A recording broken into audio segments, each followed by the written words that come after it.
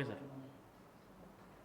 Tilakwadi police ಠಾಣೆಯಲ್ಲಿ ಒಂದು ಮನೆ ಕಳ್ಳತನ ಪ್ರಕರಣ ದಾಖಲು ಮಾಡಲಾಗಿತ್ತು. ಅದರಲ್ಲಿ ದೂರುದಾರರು ಶ್ರೀ ಯಲ್ಲಪ್ಪ ಕಮ್ಮಾರ್ ಇವರು ದೂರಿನಲ್ಲಿ ಹೇಳಿದ್ದಾರೆ, ಹೋದ ವರ್ಷ ಜನವರಿ ತಿಂಗಳಲ್ಲಿ ಅವರು ಯಾವ ಫಂಕ್ಷನ್ ಅಟೆಂಡ್ ಮಾಡಿಕೊಂಡು ಅವರ ಮಿಸ್ಸೆಸ್ದು ಜ್ಯುವೆಲ್ರಿ ಅವರ ಮನೆದು ಲಾಕರ್ನಲ್ಲಿ ಇಟ್ಟಿದ್ದರು. ಅದು ಅವರಿಗೆ ನೆನಪು ಇತ್ತು. ಈಗ ಏಪ್ರಿಲ್ ತಿಂಗಳಲ್ಲಿ ಮತ್ತೆ ಈ ವರ್ಷ ಒಂದು ಪ್ರೋಗ್ರಾಮ್ಗೆ ಹೋಗಬೇಕಾಗಿದ್ದರೆ ಅವರು ಮಿಸ್ಸೆಸ್ಸನ್ನು ಹೇಳಿದ್ದಾರೆ ಆ ಜ್ಯುವೆಲ್ರಿ ಹಾಕೊಂಡು ಹೋಗೋಣ ಅಂತ. ಆವಾಗ ಚೆಕ್ ಮಾಡಿದಾಗ ಆ ಜ್ಯುವೆಲ್ರಿ ಅಲ್ಲಿ ಇರಲಿಲ್ಲ. ಮಿಸ್ಸೆಸ್ಗೆ ಕೇಳಿದಾಗ ಅವರು ಮಿಸ್ಸೆಸ್ ಕೂಡ ಹೇಳಿದ್ದಾರೆ, ಜ್ಯುವೆಲ್ರಿ ತುಂಬ ದಿನದಿಂದ ಗಾಯಬಿತ್ತು, ನನಗೆ ಕೂಡ ನಿಮಗೆ ಹೇಳೋಕ್ಕೆ ಭಯ ಆಗ್ತಾಯಿತ್ತು ಅಂತ ಅವರು ಹೇಳಿರಲಿಲ್ಲ ಅವರಿಗೆ.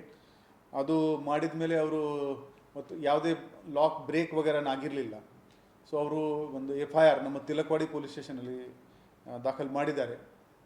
ವಿಚಾರಣೆ ಮಾಡುವಾಗ ಯಾರು ಮನೆಗೆ ಬರ್ತಾಯಿದ್ರು, ಯಾರಿಗೆ ಮನೆಯದು ಲಾಕರ್ಗೆ ಆ್ಯಕ್ಸೆಸ್ ಇತ್ತು ಅವ್ರ ಮೇಲೇ ಡೌಟ್ ಪಡೀಬೇಕಾಗಿತ್ತು. ಮತ್ತು ಜಾಸ್ತಿ ಜನ ಏನು ಬರ್ತಾ ಇರಲಿಲ್ಲ. ಅವರ ಮಿಸ್ಸೆಸ್ ಯಾರಿದ್ದಾರೆ ಅವರ ತಾಯಿನೇ ಶ್ರೀಮತಿ ಉಜ್ವಲ ಮತ್ತು ಒಬ್ಬ ಅವ್ರ ಪರಿಚಯದವರು ಶಿವಶಂಕರ್, ಈ ಇಬ್ಬರು ಯಾವಾಗಲೂ ಬರ್ತಾಯಿದ್ರು ಅಂತ ಅವರು ಹೇಳಿದ್ದಾರೆ. ಸೊ ನಮ್ಮ ತಿಲಕವಾಡಿ ಇನ್ಸ್ಪೆಕ್ಟರ್ ಅವರಿಗೆ ಇಂಟ್ರೋಗೇಟ್ ಮಾಡಿದಾಗ ಅವರು ಒಪ್ಪಿದ್ದಾರೆ.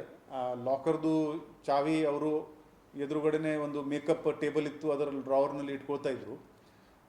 ಅಲ್ಲಿಂದ ಒಂದೊಂದೊಂದು ಐಟಮ್ ಇವರು over a period of 1.5 year ಇವರು ತಗೊಂಡಿದ್ದಾರೆ. ಮತ್ತು ಪೀರನ್ವಾಡಿನಲ್ಲಿ 2 ಜ್ಯುವೆಲ್ರಿ ಅಂಗಡಿ ಇದೆ, ಅಲ್ಲಿ ಇವರು